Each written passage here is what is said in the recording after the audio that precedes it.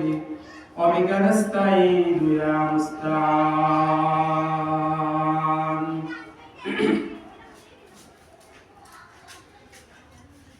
আল্লাহ পাক রব্বুল আলামিনের দরবারে শুকর আদায় করছি, যিনি আমাদেরকে আজকের এই উম্মুল কোরআন ক্যাডেট মাদ্রাসায় একটা দিনী পরিবেশে আসার বসার তৌফিক দান করেছেন। সেই রব্বুল আলামিনের দরবারে কালিমাতুশ শুকর জ্ঞাপন করছি। আমরা সকলে দিল করে মন থেকে অন্তরস্থল থেকে বলি আলহামদুলিল্লাহ। প্রিয় মা-বোনেরা, আমি আপনাদেরকে অনুরোধ করব, আপনারা যদি কথা বলেন, আওয়াজ করেন, তাহলে আমরা বন্ধ করে দিই। আপনারা কথা বলেন, আমরা শুনি। যারা আছেন ভিতরে তারা অবশ্যই একটু ইশারা ইঙ্গিতে আলোচনা করেন, কাউকে আওয়াজ বন্ধ করে দেন। একদম চুপচাপ নিরিবিলি দুই চারটা কথা অল্প সময় বলবো, আর যদি আপনাদের আওয়াজ আমাদের কান পর্যন্ত আসে আমরা বন্ধ করে দেব। এত আয়োজন করে দুই চারটা কথা শোনার জন্য আপনাকে রাখা হয়েছে, আপনি কথা বলে আরেকজনের পরিবেশ নষ্ট করবেন, আর একটা মানুষ খুব ধ্যান দিয়ে কথা শুনছে, আপনার কথার কারণে আরেকজন শুনতে পাচ্ছে না, এর জন্য আপনি দায় হবেন না? অবশ্যই আপনি দায় হবেন। তাহলে বাচ্চারা যারা আছে, বাচ্চাদেরকে আস্তে আস্তে থামাই দেন, আর সবাই একদম চুপ হয়ে যান। আমি খুবই অল্প সময় কিছু কথা বলবো, আল্লাহ যদি আমাদের তৌফিক দান করে। আল্লাহ সুবহানাহু ওয়া তাআলা অসংখ্য অগণিত মাখলুক সৃষ্টিজীব তার পৃথিবীতে। আমরা একসময় ছোটকালে শুনতাম যে 18,000 মাখলুক আছে, পরে এটা গবেষণা করে দেখা গেছে 18,000 এই সংখ্যাটাই ভুল। আল্লাহ সুবহানাহু ওয়া তাআলা অসংখ্য অগণিত মাখলুকাত, এমন মাখলুকাত আল্লাহ পাকের আছে, সৃষ্টিজীব আছে, যেটা মানুষের এখনো গবেষণায় ধরাই পড়ে নাই। অসংখ্য অগণিত মাখলুকাত আল্লাহ পাকের সৃষ্টি, আল্লাহ পাকের সৃষ্টি। আল্লাহ খালেক। পৃথিবীতে আসমানে জমিনে যা কিছু আছে সব কিছু আল্লাহর মাখলুক। আল্লাহর যত মাখলুক আছে সব মাখলুকের মধ্যে শ্রেষ্ঠ, সেরা, সুন্দর, উত্তম আল্লাহ পাক মানুষকে বানিয়েছেন। আল্লাহ পাক মানুষকে সেরা বানিয়েছেন, শ্রেষ্ঠ বানিয়েছেন। আকরামাকুম ইনদাল্লাহ, আল্লাহর কাছে সবচেয়ে প্রিয় বানিয়েছেন, সম্মানের স্থান দিয়েছেন। লাকাদ খালাকনাল ইনসান ফি আহসানি তাকওয়িম, সুন্দর অবয়ব দিয়ে আল্লাহ পাক সৃষ্টি করেছেন। সেই সৃষ্টিজীবের নাম হচ্ছে মানুষ। মানুষ সৃষ্টির সেরা, যাকে আমরা আরবিতে বলি আশরাফুল মাখলুকাত। সব মাখলুকের মধ্যে সেরা, শ্রেষ্ঠ জাতি হচ্ছে মানব জাতি। এই শ্রেষ্ঠত্বের কারণ এবং সব মাখলুকের মধ্যে মানুষের সম্মান বৃদ্ধি বেশি, এর মৌলিক কারণ কি, এই কথাটা বলে আমি আমার আলোচনা শেষ করব। মানুষের শ্রেষ্ঠত্ব, মানুষের ফাজিলাত, আফজালিয়াত, উত্তম হওয়া এবং সবচেয়ে সম্মানিত হওয়া, এর মৌলিক কারণ কি? মানুষ বেশি ইবাদত করে, তাই মানুষের চাইতে বেশি ইবাদত করে আল্লাহর ফেরেশতারা। ফেরেশতারা তো এই পরিমাণ ইবাদত করে, কেউ আল্লাহ পাকের এক সেকেন্ডের জন্য একটু নাফরমানি, লা ইয়াসুনা মা আমারাল্লাহ, আল্লাহর নির্দেশ তারা সামান্যতম এদিক সেদিক হেরফের করে না। যেটা আল্লাহর পক্ষ থেকে নির্দেশ দেওয়া আছে সেটাই করে। তাহলে এই বিবেচনায় শ্রেষ্ঠত্ব, ইবাদতের বিবেচনায় শ্রেষ্ঠত্ব হলে আমাদের চাইতে বেশি ইবাদত করতে বানা। ওয়া নাহনু নুসাব্বিহু বিহামদিকা ওয়া নুকাদ্দিসু লাক, শ্রেষ্ঠত্বর কারণ বলেছিল ফেরেশতারা যে আমরা আপনার তাসবিহ পাঠ করি, আপনার পবিত্রতা গুণগান বর্ণনা করি, তাদের ফেরেশতারা শ্রেষ্ঠ হওয়ার কথা ছিল, কিন্তু বলে না মানুষ হচ্ছে আকরামাকুম, তোমাদের মধ্যে সৃষ্টিজীবের মধ্যে সবচেয়ে সেরা হচ্ছে মানুষ। আল্লাহ রাব্বুল আলামিন বলেন ওয়ালাকাদ কাররামনা বনি আদম, ওয়ালাকাদ কাররামনা বনি আদম, আমি আল্লাহ বনি আদমকে সবচেয়ে বেশি সম্মানিত করেছি। কাররামনা মানে ইকরাম করা, সম্মান দেওয়া, শ্রেষ্ঠত্ব দেওয়া। তাহলে ইবাদতের ক্ষেত্রে আমাদের চাইতে বেশি ইবাদতে অ্যাডভান্স হচ্ছে ফেরেশতারা। তাহলে ইবাদত দিয়েও আমরা আকরামনা হতে পারবো না, কাররামনা হতে পারবো না, সম্মানিত হতে পারবো না। তাহলে আমাদের কি কারণে আমাদের শ্রেষ্ঠত্ব দেওয়া হয়েছে? বলে মানব জাতির কণ্ঠ সুন্দর, এই জন্য মনে হয় মানব জাতিকে শ্রেষ্ঠত্ব দেওয়া হয়েছে। বলে না, এটাও ভুল। কণ্ঠের কারণে যদি কেউ শ্রেষ্ঠত্ব পেয়ে যেত, তাহলে পৃথিবীর মধ্যে কোকিল পাখির কণ্ঠের উপরে কোনো কণ্ঠ নাই, তার শ্রেষ্ঠত্ব সবচেয়ে বেশি হতো।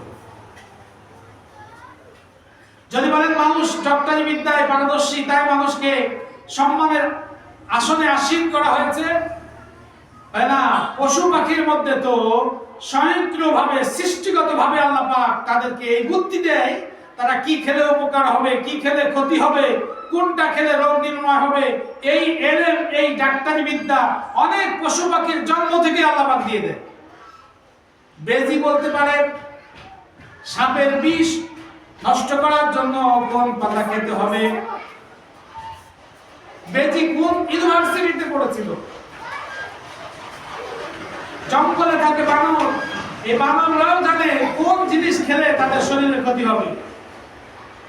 তাহলে ডাক্তারি বিদ্যা দিয়েও মানুষের শ্রেষ্ঠত্ব আসে নাই, কণ্ঠ দিয়েও মানুষের শ্রেষ্ঠত্ব আসে নাই, ইবাদত বন্দেগী দিয়েও মানুষের শ্রেষ্ঠত্ব আসে নাই। মানুষের সম্মান তাহলে কিসের মাধ্যম দিয়ে? বলে ইঞ্জিনিয়ার, মানুষ শিল্পী, শৈল্পিক নিপুণ সৃষ্টি মানুষের আছে। বলে এর চাইতে বাবুই পাখির মধ্যে কত চমৎকার শৈল্পিক গুণ আছে। আল্লাহ ওই কারণে মানুষকে সম্মানিত করে নাই। তাহলে মানুষ সবচেয়ে বেশি সম্মানিত হয়েছে, তার মূল কারণ কি? মানুষের সম্মানিত মূল কারণ হচ্ছে, সেটা হলো কোরআন এবং সুন্নাহর ইলম। কোরআন এবং সুন্নাহর ইলমের কারণে আল্লাহ রাব্বুল আলামিন মানুষকে শ্রেষ্ঠত্ব দান করেছেন। মানুষের সম্মান, মানুষের ইজ্জত ইলমের কারণে। সূরা মুজাদালায় আমার ছোট ভাই বলেছেন ওয়াল্লাযীনা উতুল ইলমা দারাজাত, যাদেরকে ইলম দেওয়া হয় তাদেরকে আল্লাহ রাব্বুল আলামিন সবচেয়ে বেশি মর্যাদার আসনে আসীন করে। ওয়াল্লাযীনা উতুল ইলমা দারাজাত, যাদেরকে ইলম দেওয়া হয় তাদেরকে সবচাইতে বেশি সম্মান দেওয়া হয়। সুবহানাল্লাহ। কারণ ইলম আল্লাহ পাকের একটা সিফাত, গুণ। আল্লাহ পাকের একটা নাম আছে কি? আলিম। আল্লাহ পাক যেমন নাকি অসীম, আল্লাহ পাকের সিফাতগুলো অসীম।